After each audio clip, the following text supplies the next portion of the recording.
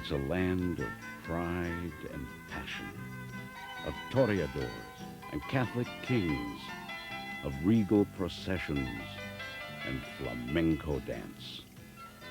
It's a landscape of heightened senses and a history that moves at a syncopated pace.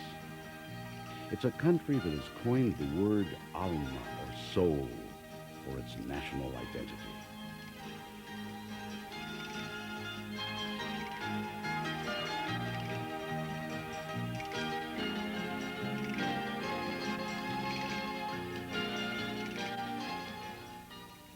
Spain is the second largest country in Europe after France. It covers an area only slightly larger than the state of California. Bordered by the Atlantic Ocean and Mediterranean Sea, Spain's southernmost tip is only 8 miles from Africa. It also includes the Canary and Balearic Islands. Spain shares the Iberian Peninsula with Portugal and is separated from France by the Pyrenees, whose average height is even greater than that of the Alps. Spain has attracted a steady procession of foreign occupants: trading Phoenicians, blue-eyed Celts from the north and Iberian tribesmen from the south, invading Romans, Visigoths, and Moors. It's also been the battleground for some of the bloodiest internal strife in history, from the Spanish Inquisition to the Spanish Civil War in the 1930s. At its peak in the 1500s, the Spanish Empire circled the globe. Spain is an intricate overlay of cultures brought by traders and invaders, from journeys abroad and insurrections within. It's the confluence of industry and agriculture, where ancient tradition holds on tenaciously while the next century bangs at the door. Spain maintains 4 distinctive languages and 7 dialects, a diversity that keeps the country regionalized. Virtually all roads lead to Madrid, since it's at the center of Spain. There's a saying here that the height of human happiness is to go to the part of heaven that has a view of Madrid. Barajas, Madrid's international airport, services an extensive network of domestic flights. Madrid has been the capital of Spain since 1561. Prior to that time, it was nothing more than a fortress, a no-man's land that divided north from south. Today, Madrid is one of the most kinetic cities in Europe, while still paying homage to its past. There are monuments to Cibeles, the goddess of fertility, and Neptune, protector of the seas. The city's main arteries radiate from the Puerta del Sol, which is at the center of Madrid. All distances in Spain are measured from the plaza as a 0 point. Madrid has the country's largest bull ring, with a bullfight museum next door, and a modern soccer stadium where the famed home team Real Madrid plays. The royal palace, called the Palacio de Oriente, is so extravagant that Napoleon claimed his brother Joseph, then King of Spain, had better lodgings than Napoleon's own at Tuileries. Designed by Italian masters Sacchetti and Sabatini, the palace is decorated with art and artifacts by some of the most gifted talents in history: Goya, Bernini, Caravaggio, El Greco, Rubens, and Velázquez. The salons, libraries, music rooms, and reception halls are hung with some of the most valuable tapestries in the world, woven by Belgian masters from the days when Spain ruled the Low Countries. When Joseph Bonaparte initiated plans for the Prado, it marked the first attempt to make Spanish art accessible to the Spanish people. Today, the museum houses more than 6,000 paintings, including Goya's 2 celebrated Mahas, one clothed, the other not. Rumor had it that the model was the Duchess of Alba, and as recently as 1945, the Alba family had the Duchess's body exhumed in order to compare her measurements with those of the real model. nothing conclusive was proven. One block from the Prado, Picasso's Guernica has been on display in the Casón del Buen Retiro since 1981. The Plaza Mayor is now a subdued version of its outspoken past. Its balconies could hold more than 50,000 spectators who came to see bullfights, coronations, parades, and canonizations. The last bullfight was held here in 1847. The last buses and trolleys to race through the plaza were banned in 1970. The plaza was built by Philip III in 1619. This equestrian statue of him dominates the center of the square.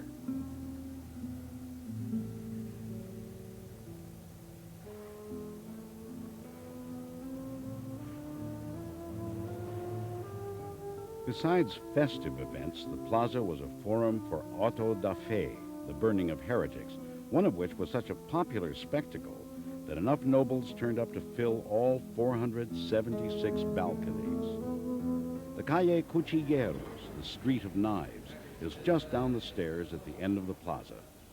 It is famous for Sobrano de Botines at number 17. Ernest Hemingway immortalized this address in his novel The Sun Also Rises. It has been a popular haunt ever since.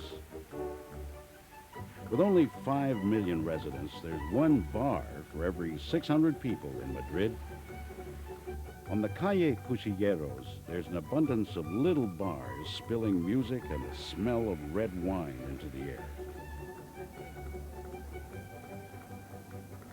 It's also the place to indulge in some tertulia, as Café Chat is known. The Spanish day begins with a late breakfast, usually coffee and rolls. Lunch is the big meal of the day. It's enjoyed sometime between 1 and 4 in the afternoon. Supper starts late in the evening. Restaurants are open from 8 p.m., but a Spaniard wouldn't think of sitting down to dine before 10:30.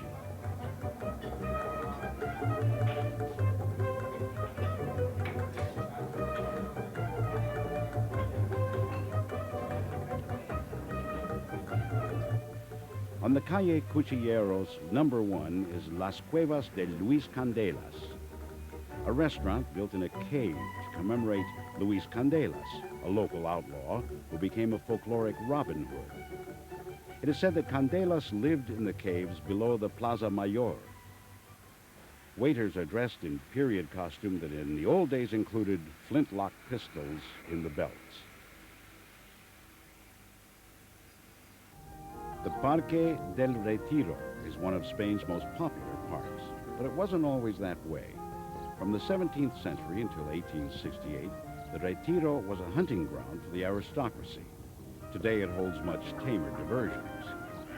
The Retiro is lined with fountains and statues and hosts everything from an annual dog show to art exhibitions.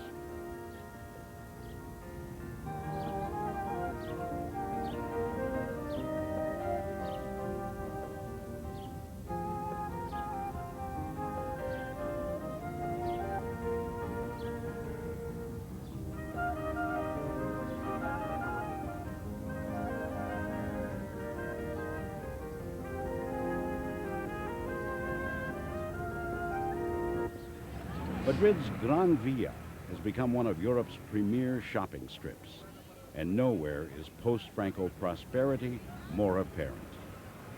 In just one decade, Spain catapulted from being an isolated, repressed culture to sporting some of the most current products of the day. On the Gran Via, there are also some of the most stunning price tags to match.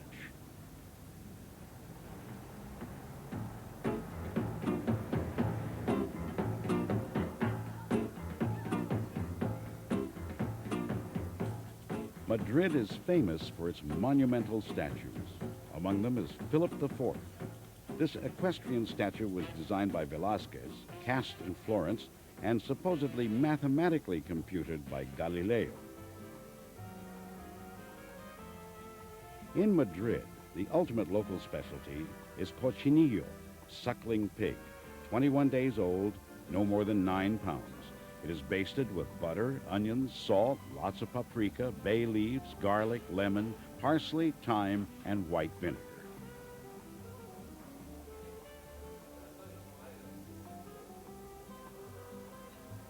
Paella, considered the national dish, is a Valencian specialty. It must be cooked in open, shallow pans for best results. There's also gazpacho from Andalusia, the cold tomato and vegetable soup flavored with vinegar. Legend has it that gazpacho was a Roman military ration and that this was the vinegar the Roman soldier gave to Christ on the cross. Barcelona is famous for its large sausages and zarzuela, a hearty fish soup that's more like a stew. There are chicken, duck, partridge, and lamb dishes on most menus. But seafood is the mainstay of the Spanish diet. Whether inland or on the coast, the fresh catch of the day is raced to restaurants all over the country. Spaniards love their wine. It's often drunk with each meal of the day, yet it is rarely consumed to excess. Just 1 hour from Madrid, in the foothills of the Guadarrama Mountains, is the Escorial. It has been described as everything from the eighth wonder of the world to a monotonous symphony of stone. This palace monastery was commissioned by Philip II in 1563. Philip was an ailing, introverted king with an aggressive zeal for religion. He preferred to surround himself with monks instead of courtiers. So the Escorial contains 300 monk cells. Add to that more than 2,000 windows, 1,200 doors, and 100 miles of passageways, and the Escorial is large enough to be classified as a city. Almost all Spanish kings since Charles V are buried here, as are all queens who gave birth to sons. Another side trip from Madrid combines two destinations, Avila and Segovia. The perfectly restored walled city of Avila is only 69 miles away. On the way to Avila, there are Roman roads high in the Gredos Mountains, just as they were when the legions marched across Spain. At 3,700 feet, Avila is the highest provincial capital in Spain. It was made famous by Saint Teresa, who took a vow of austerity and devoted her life to reforming the Carmelite order. She was the daughter of nobles of Jewish ancestry who sent their daughter to a Carmelite convent to protect her from the Inquisition. When Teresa claimed to be having conversations with Christ and insisted that the Carmelites relinquish their servants and their silver, she became very unpopular. Today, monuments to Teresa abound. 1 hour's drive from Avila is Segovia, perhaps Spain's most poetic city. This intricately planned city is framed between the muscular form of a Roman aqueduct and the graceful pinnacles of the Alcazar. Remnants of the Roman occupation are still in evidence today. The aqueduct measures 2,400 feet long, 102 feet high. Its enormous arches are wide enough to accommodate 4 lanes of traffic. The aqueduct was built without any mortar, and in medieval times it was believed that the devil erected the stones in one night. The aqueduct still brings water from nearby mountain springs to the city.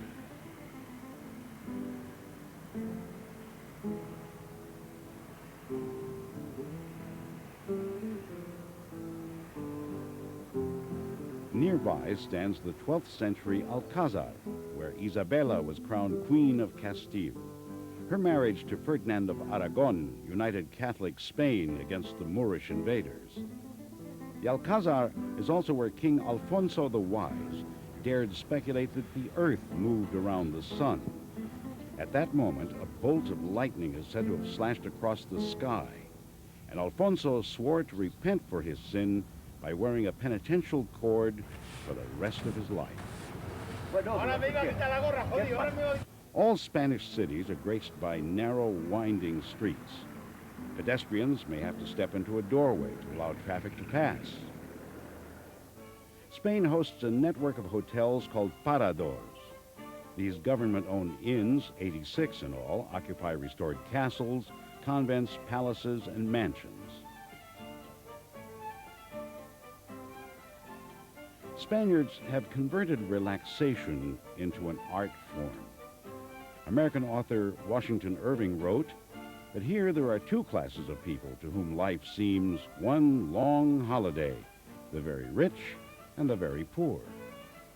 One, because they need do nothing, and the other, because they have nothing to do.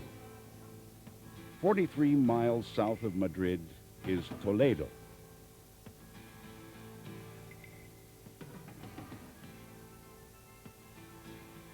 Built into the slope of a gorge, Toledo is bordered on three sides by the Tahoe River. The capital of Visigoth Spain for nearly 150 years, Toledo was then occupied by Moors for 400 years and became the capital of Catholic Spain for nearly 500 years. The city is a veritable cascade of tan buildings, terracotta roofs, and tortuous cobblestone streets. It is the living vision that El Greco immortalized in his canvases. Since it's officially a national treasure, even new buildings must conform to the styles of the 12th to 15th centuries. Toledo was the capital of Spain's Jewish community, with some 12,000 Jews residing in the city during the 12th century. Unlike most of Spain, Toledo had a relatively peaceful history, with Christians, Moors, and Jews living side by side. Cathedrals are to Spain what skyscrapers are to New York, said travel writer Jan Morris. And the Toledo Cathedral is one of Spain's finest examples. There are 22 chapels. There are 750 stained glass windows, and the bell in the slender tower weighs more than 17 tons. Once the site of a Visigothic church and then a mosque, the cathedral took more than 260 years to complete. It stands as a classic example of Spanish Gothic architecture, with all the vastness and heaviness of the Spanish temperament and Moorish flair thrown in for spice. Nowhere is the Mudéjar overlap of Spanish and Moorish tastes more apparent. Inside are works by El Greco, Bellini, Goya, and Van Dyck. Born Domenikos Theotokopoulos in Greece, El Greco arrived in Toledo more than 400 years ago. The El Greco House and Museum is in an old Jewish quarter.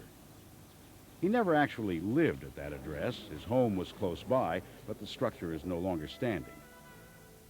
Today, his painting View of Toledo is the model by which all visitors compare the city. Little has changed since.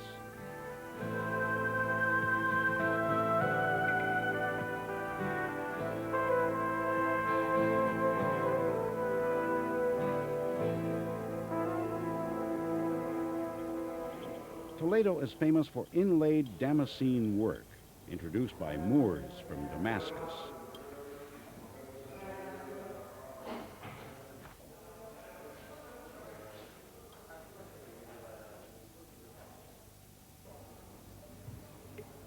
Patterns are cut into copper and filled by hammering in gold and silver wire. It's now called Toledo work.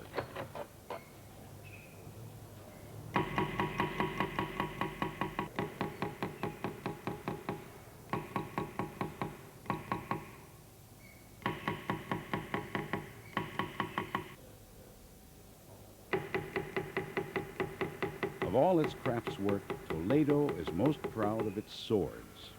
Toledanos have been making swords since the Phoenicians first arrived. The swords must be made of the durable Toledo steel, heated until it is red hot, beaten by a master craftsman to the proper temper and sharpness, straightened again and again, then plunged into water from the River Tahoe, which is said to have special qualities for tempering steel. Toledo craftsmen helped arm the Roman legions. They also devised the deadly scimitar for Moorish cavalrymen. To own a Toledo blade was a sign of prestige for Renaissance duelists. Cortez and his conquistadores bore down on Aztec Mexico with Toledo swords in hand. Boarding parties in the Caribbean carried Toledo cutlasses. Handle grips are still crafted by hand.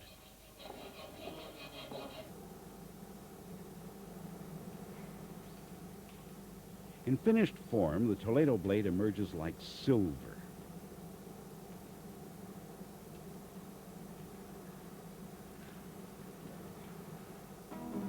For many people, Andalusia is Spain.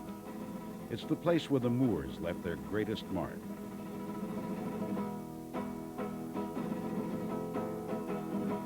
Andalusia is the land of dancing gypsies and clacking castanets, of sandy beaches and olive groves. It's the land of sol y sombra, of sun and shadow, where you can still see donkeys and pack mules padding along, dazzling white houses,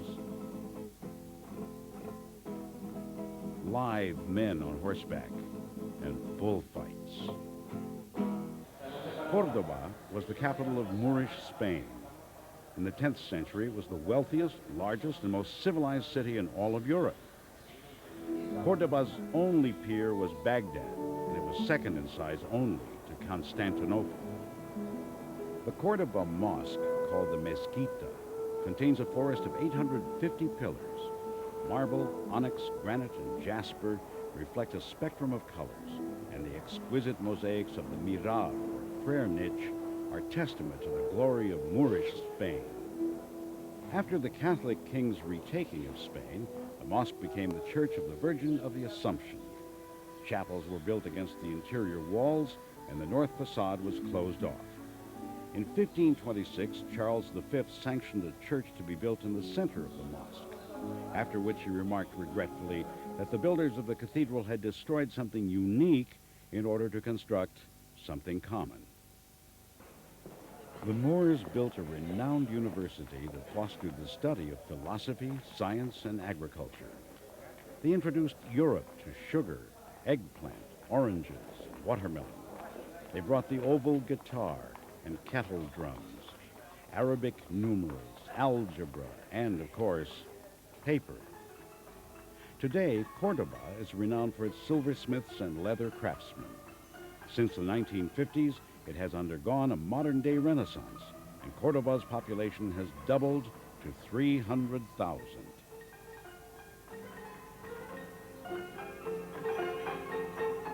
The Bullfighting Museum contains memorabilia of the greatest matadors of all time, El Cordobés, Lagartijo, and Manolete, who was killed in the ring in 1947. The old Jewish quarter is a small reminder of a large part of Spain's past. The Jews, who had been savagely persecuted by the Visigoths, helped the Moors conquer Spain. They were allowed to flourish under the Caliphate and produced outstanding leaders, such as Maimonides, physician, philosopher, and codifier of the Talmud. The most festive and flirtatious city in Andalusia is indisputably Seville. It's no wonder it was chosen to host the world's biggest party, the 1992 World's Fair, called the Age of Discovery. Even Saint Teresa admitted that anyone who could escape Seville without sinning was ahead of the game. Of the people in Seville, it is said they have three occupations: to dance, to fight bulls, and to go to church. Cervantes is believed to have conceived Don Quixote while he was a guest at the Seville prison. Don Juan pursued his amorous interludes in the mansions of Seville. Seville has inspired four great operas: Don Giovanni, The Marriage of Figaro, Carmen, and The Barber of Seville. Don Jose met his Carmen by the old tobacco factory. He was lured by her siren's charms, only to be destroyed by passion. Then there was the cunning Barber of Seville, who snipped his way into other people's business, although It is possible to just get a haircut in Seville.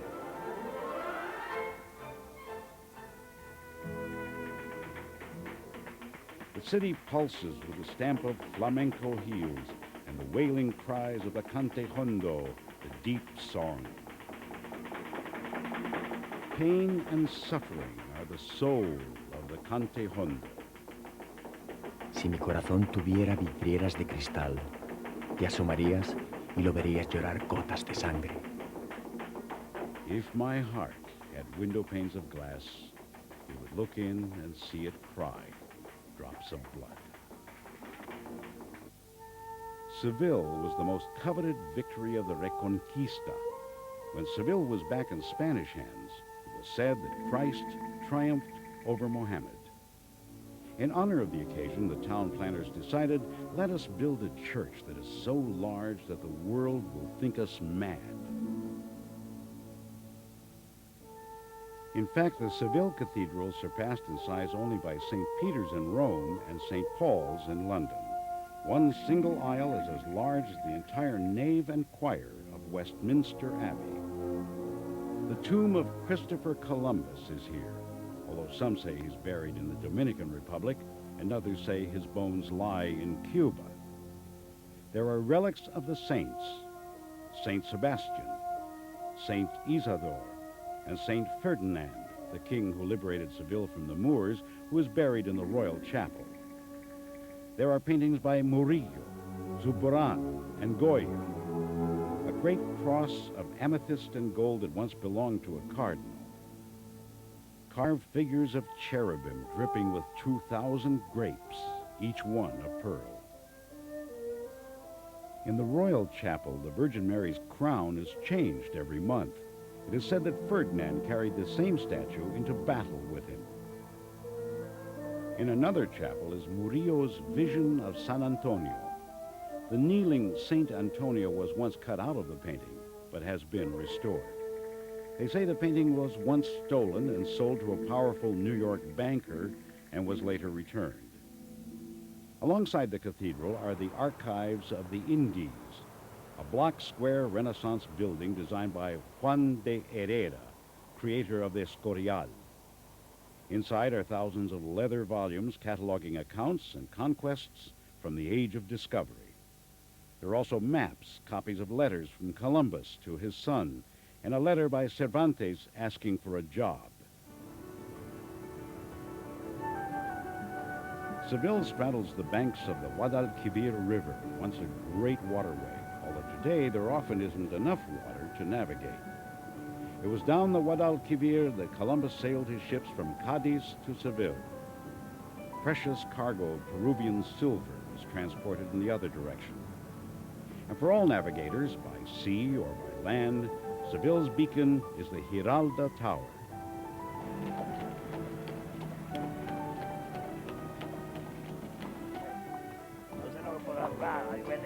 One rewarding way to see Seville is by horse-drawn carriage, with a guide to point out places of interest.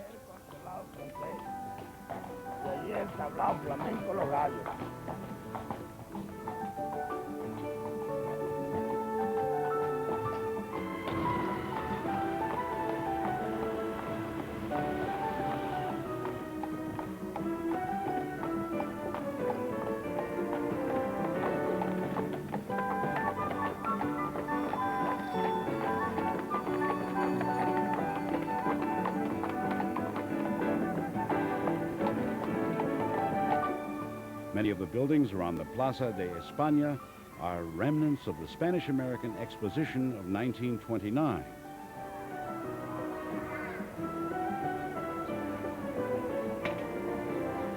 The small moat is a popular course for novice rowers, and ceramic crests of all the provinces of Spain line the walkways.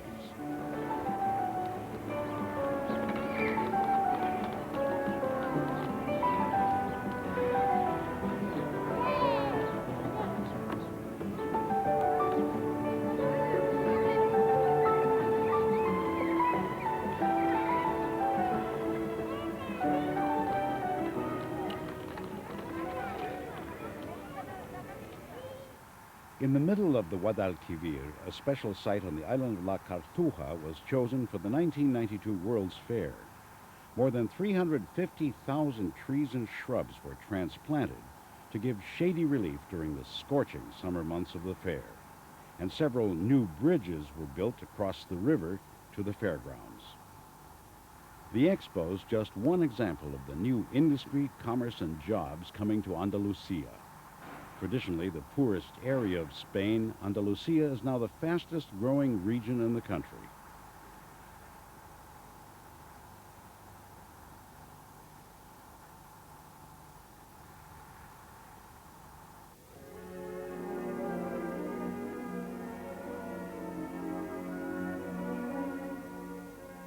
Semana Santa, or Holy Week, reaches a feverish pitch throughout Spain.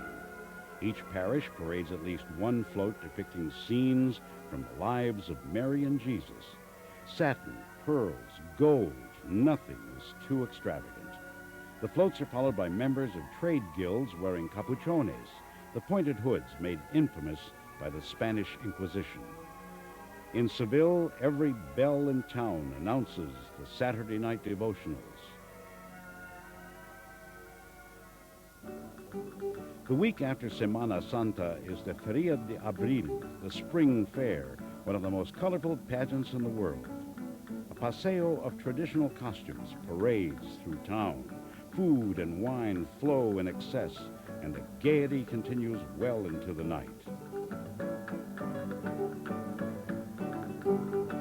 Companies and families rent tents along the boulevards so they don't have to go home for the full week of the fair.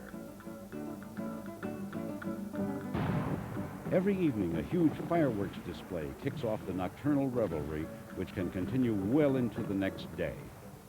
The feria also marks the peak of the bullfighting season in Seville, with a corrida every day. The ritual of the corrida is innately Spanish, yet many visitors view the art form with apprehension. Contrary to popular belief, the bull doesn't respond to the redness of the matador's cape. Bulls are colorblind. The special orange sand of Seville is exported to bull rings worldwide. It is favored by matadors because it doesn't raise dust.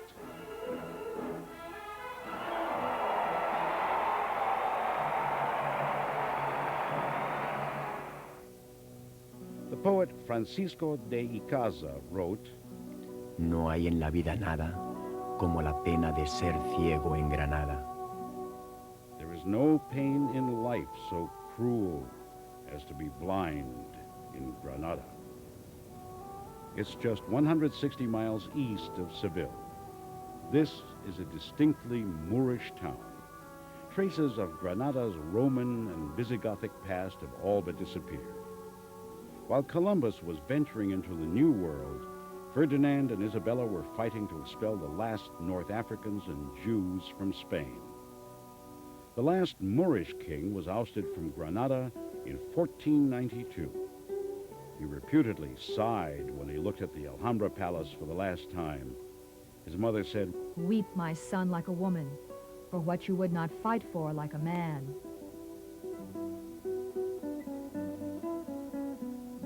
When Ferdinand and Isabella finally conquered Granada, the whole of Spain was in their hands. They chose to be buried where the Moors were finally defeated.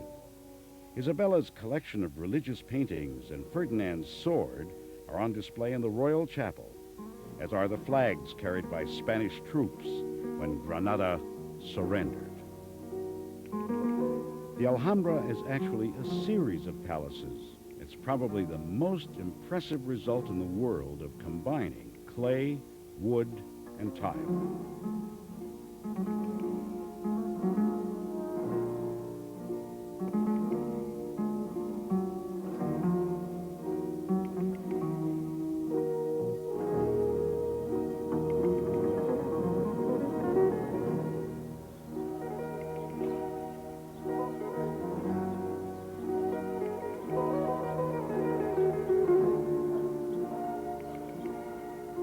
The Alcazaba is the oldest part. Originally, it was a fortress whose bells warned of approaching danger and signaled times for irrigation.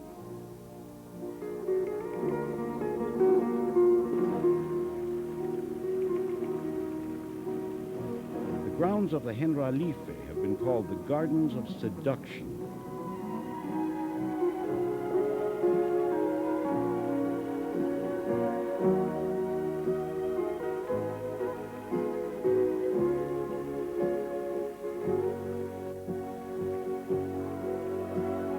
The Alhambra once had 30 towers, some of them ornate palaces. Charles V, who had already allowed the alteration of the Cordoba Mosque, tore down a portion of the Alhambra to make room for his grand Renaissance palace. The Alhambra suffered further desecration during the Napoleonic invasions. Washington Irving was the U.S. ambassador to Spain in the 1820s, and his book, Tales of the Alhambra, inspired Queen Isabel II to begin restoration.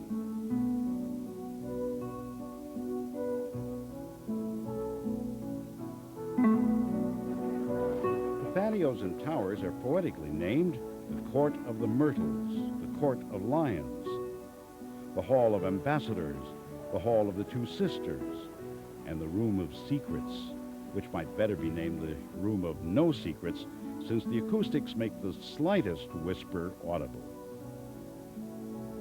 The snow-peaked Sierra Nevada are within 1 hour's drive of the city.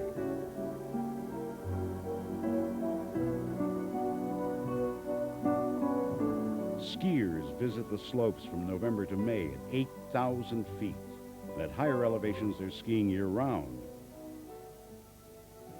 The Moors introduced agricultural products found previously only in the Orient, the Middle East, and North Africa.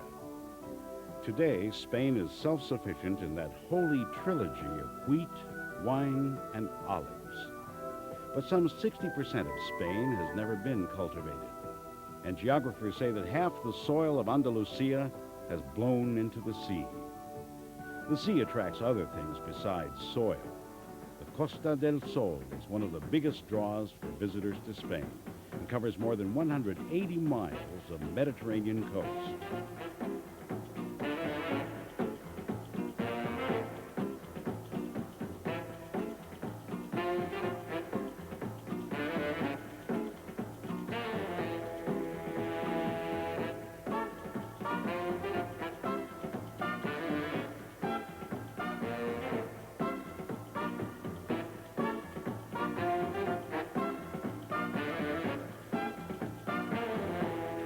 Malaga is the capital of the Costa del Sol.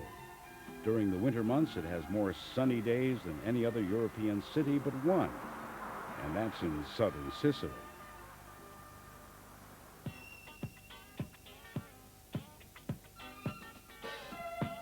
It also generates a lot of heat at night. Just as Spain favors late dining hours, entertainment begins late, with young people going to discotheques at midnight and living it up till dawn.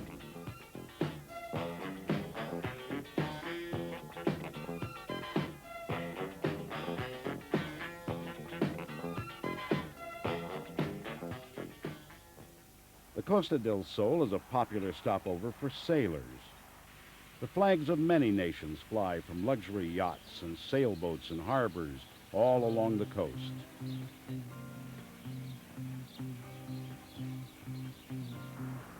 This country of 39 million people attracts over 50 million tourists each year. Many of them come for Spain's beaches. For many, the Costa del Sol has become overcrowded and overdeveloped. For others, it holds exactly what they're looking for, the excitement of a popular destination. 390 miles northeast of Madrid is Barcelona, Spain's front-runner in the post-Franco evolution. A cultural center for all of Europe, Barcelona is like a wise child with an independent, stubborn streak. Its residents speak Catalan, a language that has as much in common with Provençal French as it does with Spanish. This is the capital of Catalonia province, and it's been at odds with Castilian Spain for centuries. There are still separatists who would like to sever all ties with the rest of Spain.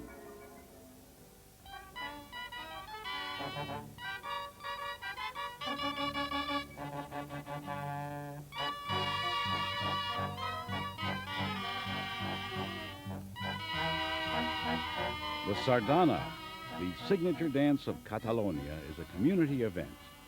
The joined hands of the dancers symbolizes the struggle to keep the Catalan language and customs alive. Franco was so threatened by its message that he outlawed the Sardana in public squares. Today, it is performed in front of Barcelona's cathedral.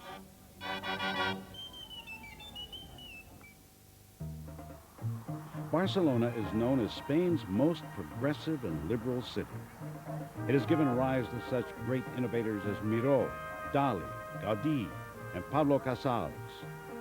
Barcelona is also an industrial workhorse and a haven for shoppers.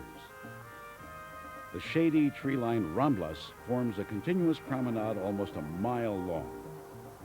Spaniards are an extremely social breed, and the general rule is that crowds are for joining, not avoiding.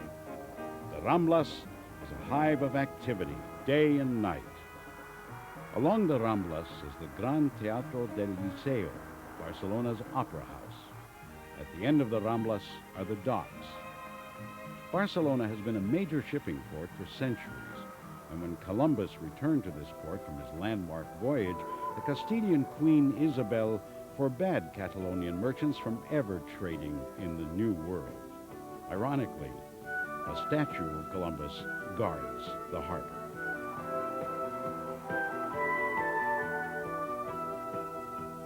High on the hill of Montjuic is an amusement park, open green spaces, and a congregation of museums. There's an archaeology museum, a museum devoted to Catalan art and ceramics, and a museum devoted to famous native son, Joan Miró.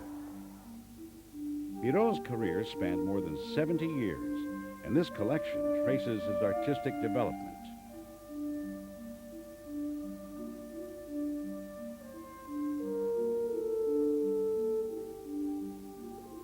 The Montjuic Stadium was built in 1929 for the World's Fair. There were high hopes that the stadium would be the site for the 1936 Olympics, but Berlin was the victor in that competition. After another unsuccessful bid in 1972, Barcelona was finally chosen to host the Olympics in 1992. Barcelona also celebrates the art of Pablo Picasso. The world's largest collection by one of the 20th century's greatest and most influential artists is on display in a 14th century palace.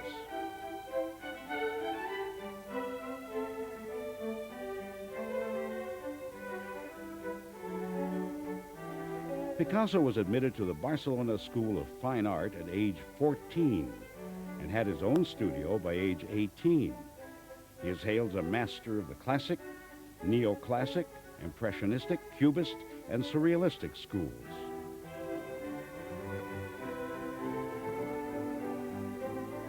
Picasso worked 10 to 12 hours a day and was said to attack each blank canvas as a matador attacks a bull.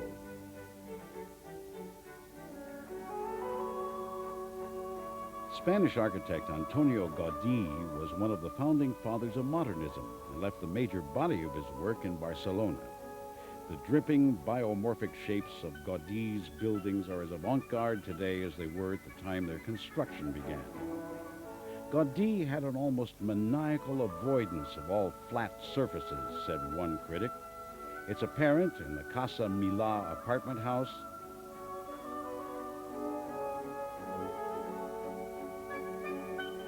the Parque Güell,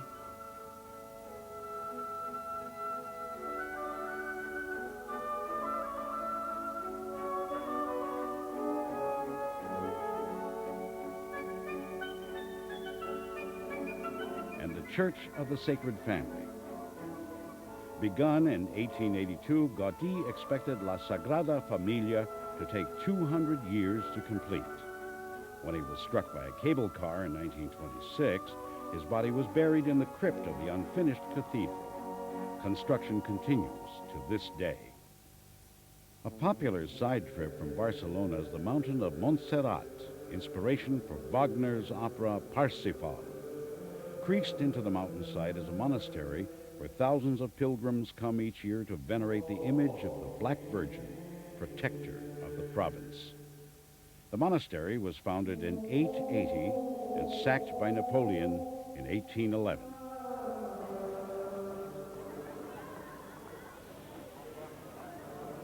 Today, some 300 Benedictine monks tend the shrine, work the ceramic and goldsmithing shops, and distill aromas de Montserrat, an herbal liqueur sold in the snack bar.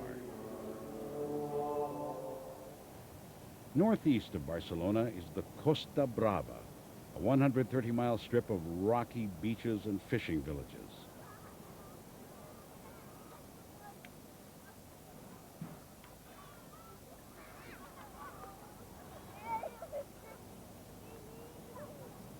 Along the coast is Figueres, a charming little town with a most unpredictable attraction, the Salvador Dali Museum. This surrealist savant was born in Figueres and lived here during the last years of his life. Housed in an old theater adorned by behemoth eggs, the museum covers the whole range of the artist's sublime absurdity.